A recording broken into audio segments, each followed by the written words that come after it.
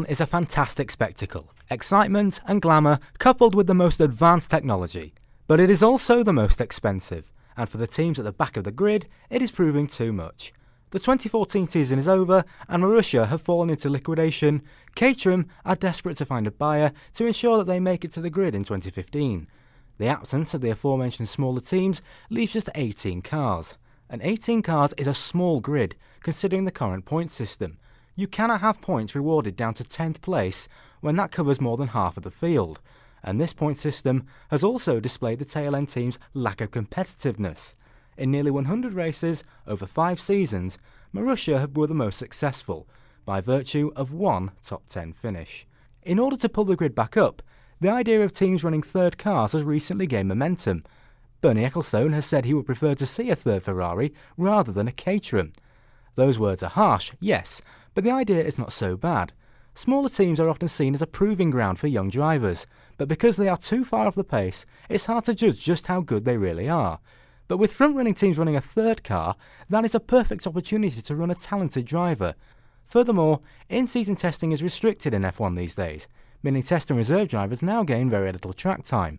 So much more data could be gathered by the teams on a race weekend by running a third car. Not everyone agrees. HKart's president Josh Butcher gives his view. Honestly, I can see some positives in the idea, how it could impact the sport.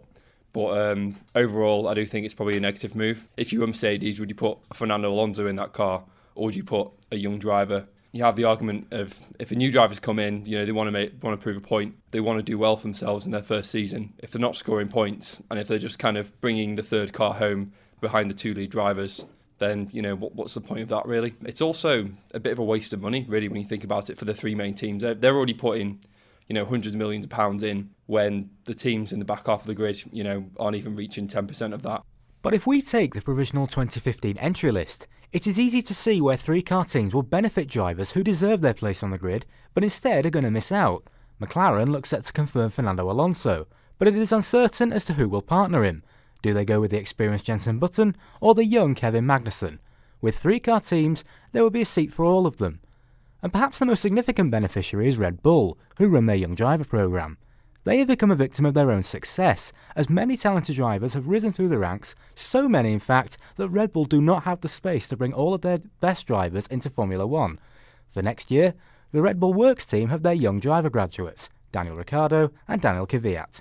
Their junior team, Toro Rosso, has signed Max Verstappen and looks set to confirm Carlos Sainz Jr. as his teammate. But that leaves no room for Jean-Eric Vergne, who has proved this year he deserves his seat. He would be ideal for a third Red Bull. Nor does it leave any room for the GP3 champion Alex Lynn, who would grab the opportunity of a third Toro Rosso. Would 3-car teams work? What do you think?